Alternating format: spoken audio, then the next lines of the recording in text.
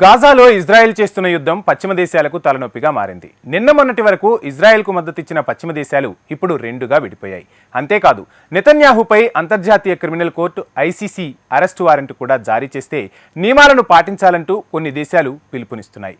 ఐసీసీకి మద్దతిస్తామని France, Germany, Italy, Sweden, Denmark దేశాలు చెబుతున్నాయి. అంటే నెతన్యాహు అరెస్టుకు సిద్ధమని చెప్పకనే చెబుతున్నాయి ఆ దేశాలు. కానీ నెతన్యాహు అరెస్టు వారెంట్ విషయాన్ని అమెరికా, బ్రిటన్ మాత్రం వ్యతిరేకించాయి. మరో 3 యూరోపియన్ దేశాలైతే ఇంకో అడుగు ముందుకు వేశాయి. ఇజ్రాయెల్కు మండిపోయేలా పాలస్తీనాను దేశంగా గుర్తిస్తామంటూ ప్రకటించేశాయి కూడా. ఈ మొత్తం పరిణామాలు నెతన్యాహుకు అనుకూలమా, ప్రతికూలమా? యూరప్ దేశాలు ఇజ్రాయెల్కు దూరమవుతున్నాయా? Watch the story. West countries మధ్య నెతన్యాహు చిచ్చు రేగిందా? నెతన్యాహు అరెస్టు వారెంటు ఎందుకు వివాదమవుతోంది? యూరోప్ దేశాలు ఇజ్రాయెల్ని బహిష్కరించాయా? బెంజమిన్ నెతన్యాహు అరెస్టు వారెంటు పశ్చిమ దేశాల్లో సెగలు రేపుతోంది. ఇజ్రాయెల్ మిత్ర దేశాల మధ్య విభేదాలు భగ్గుమంటున్నాయి. ఈ అరెస్టు వారెంటును అంతర్జాతీయ క్రిమినల్ కోర్టు ఐసీసీ ఇంకా జారీ చేయలేదు. కానీ ఐసీసీ ప్రాసిక్యూటర్ వారెంట్ జారీ చేయాలని కోరుతున్నారు. ఒకవేళ ఐసీసీ అరెస్టు వారెంట్ జారీ చేస్తే పశ్చిమ దేశాల పరిస్థితి అత్యంత క్లిష్టంగా మారనుంది. ఇజ్రాయెల్ మిత్ర దేశాల్లో కొన్ని ఐసీసీని అధికారికంగా గుర్తిస్తున్నాయి. ఈ జాబితాలో ఫ్రాన్స్, జర్మనీ, ఇటలీ దేశాలున్నాయి. సాంకేతికంగా చూస్తే ఆయా దేశాల్లో నెతన్యాహు అడుగు పెడితే అరెస్టు చేయాల్సుంటుంది. అయితే నిజంగానే నెతన్యాహును ఆయా దేశాలు అరెస్టు చేస్తాయా అన్నదే ఇప్పుడు అసలు ప్రశ్న. ఈ అరెస్టు వారెంటుతో పశ్చిమ దేశాల మధ్య విభేదాలు మొదలయ్యాయి. ఫ్రాన్స్, జర్మనీ దేశాలు ఐసీసీకి మద్దతు పలుకుతున్నాయి. స్వీడన్, డెన్మార్క్ లాంటి దేశాలు మాత్రం కోర్టు రూల్ని తప్పకుండా పాటించాలని డిమాండ్ చేస్తున్నాయి. కానీ పాత ఆంగ్లో అమెరికా ప్రభావిత దేశాల గ్యాంగ్ మాత్రం నెతన్యాహు అరెస్టును వ్యతిరేకిస్తున్నాయి. అంటే యూకే, యూఎస్ దేశాలన్నమాట. ఇప్పటికే నెతన్యాహు అరెస్టు వారెంట్ విషయాన్ని బైడెన్ వ్యతిరేకించారు. ఇప్పుడు బైడెన్కు తోడుగా బ్రిటన్ ప్రధాని రిషి సునక్ చేరారు. అరెస్టు వారెంట్ అనేది ఏమాత్రం సహకరించని పరిణామమని తేల్చేశారు. తీవ్రవాద సమూహం హమాస్కి ప్రజాస్వామ్య దేశం ఇజ్రాయెల్ని రెండింటినీ ఒకే గాడిన కట్టడం సరికాదన్నారు. నిజానికి అంతర్జాతీయ క్రిమినల్ కోర్టును అమెరికా ఏమాత్రం గుర్తించడం లేదు. ఈ నేపథ్యంలో అరెస్టు వారెంట్లు అనేవి ఆ దేశానికి పెద్ద మ్యాటర్ కాదు. ఇంకా చెప్పాలంటే నెతన్యాహును అమెరికా కాంగ్రెస్కు అతిథిగా ఆహ్వానించేందుకు యుఎస్ రిపబ్లికన్లు సిద్ధంగా ఉన్నారు. కానీ యునైటెడ్ కింగ్డమ్ పరిస్థితి వేరు. ఎందుకంటే ఐసీసీ అధికార పరిధిని బ్రిటన్ అంగీకరిస్తుంది. ఒకవేళ నెతన్యాహుపై ఐసీసీ అరెస్టు వారెంట్ జారీ చేస్తే బ్రిటన్కు సంకట పరిస్థితి ఏర్పడుతుంది. అరెస్టు వారెంట్ను రిషి సునక్ వ్యతిరేకించొచ్చు. అందుకే ఆయన తన వ్యాఖ్యల్లో పదాలను జాగ్రత్తగా వాడారు. కానీ అమెరికా మాత్రం అలా కాదు. ఐసీసీపై ఫుల్ అటాక్ దిగింది. ఇంటర్నేషనల్ క్రిమినల్ కోర్టుపై కఠిన చర్యలు తీసుకోవాలని అమెరికన్ కాంగ్రెస్ కోరుతోంది. అంటే ఐసీసీపై ఆంక్షలు విధించాలని డిమాండ్ చేస్తోంది. ఒకవేళ ఇలాంటి ఆంక్షలను విధించాలన్నా బైడెన్ మద్దతు తప్పనిసరి అవసరం. అయితే ఐసీసీపై చర్యలకు బైడెన్ అంగీకరిస్తారా? ఐసీసీతో కలిసి పనిచేస్తామని అమెరికా విదేశాంగ మంత్రి యాంటనీ బ్లింకన్ వెల్లడించారు. పరిస్థితులను బట్టి తమ నిర్ణయాలను వెల్లడిస్తామని ఆయన స్పష్టం చేశారు. సింపుల్గా చెప్పాలంటే చర్యలు తీసుకుంటామనో లేదనో మాత్రం బ్లింకన్ చెప్పలేదు. నిజానికి బ్లింకన్ నుంచి వచ్చిన ఈ మాటలే అందరినీ ఆందోళనకు గురి చేస్తున్నాయి. ఆయన మాట్లాడుతున్నది కోర్టుపై ఆంక్షలు విధించటం. అది కూడా సాదాసీదా కోర్టు ఏమాత్రం కాదు. అంతర్జాతీయ కోర్టుపై ఆంక్షల విషయాన్ని ఎటూ తేల్చకుండా మాట్లాడారు. అంతర్జాతీయ క్రిమినల్ కోర్టును 124కు పైగా దేశాలు గుర్తిస్తున్నాయి. అలాంటి కోర్టుపై ఆంక్షలు విధించడం అనేది ప్రమాదకరమైన అడుగులనే చెప్పొచ్చు. కానీ ఆశ్చర్యకరమైన విషయమేమీ కాదు. 2022కు వెళ్తే ఇలాంటి బిల్లునే అమెరికా కాంగ్రెస్ పాస్ చేసింది.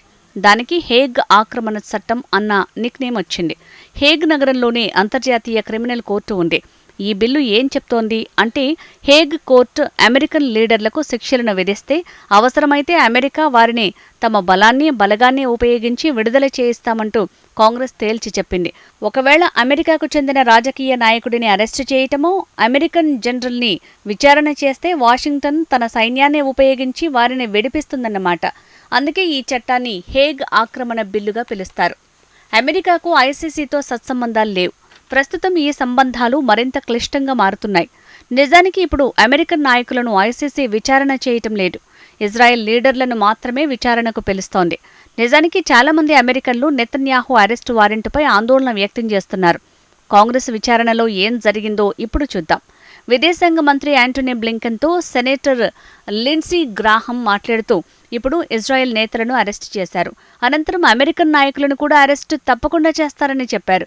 దీంతో అక్కడున్న నాయకులంతా చప్పట్లు కొట్టారు. నిజానికి ఐసీసీ అరెస్టు వారెంట్ అనేది బెంజమిన్ నెతన్యాహుకు అనుకూలంగా మారింది. ఈ అరెస్టు వారెంట్ కారణంగా నెతన్యాహుకు బైడెన్ మళ్లీ మద్దతు పలికారు. అంతేకాదు దేశీయంగా కూడా బీబీని వ్యతిరేకించే ప్రతిపక్షాలు కూడా ఇప్పుడు మద్దతు పలుకుతున్నాయి. అయితే ఈ మద్దతు దీర్ఘకాలికంగా ఉంటుందా అన్నదే అసలైన ప్రశ్న. ఒక్కసారి నెతన్యాహుపై మోపిన అభియోగాలను పరిశీలిద్దాం. మానవత్వానికి వ్యతిరేకంగా పౌరుల ఆకలి కేకలు, అమాయకులపై ఉద్దేశపూర్వకంగా దాడులు, హత్యలు వంటి నేరాలు నెతన్యాహుపై మోపారు. ఒకవేళ ఈ నేరాలు నిజమని నిర్ధారణ అయితే ఇజ్రాయెల్ విశ్వసనీయతను దెబ్బతీస్తాయి. అంతేకాదు ఇజ్రాయెల్ బహిష్కరణకు గురవుతుంది. నిజానికి ఇప్పటికే పలు దేశాలు ఇజ్రాయెల్ను బహిష్కరిస్తున్నాయి. ప్రస్తుతం 3 యూరోపియన్ దేశాలు పాలస్తీనాను దేశంగా గుర్తించాలని నిర్ణయించాయి.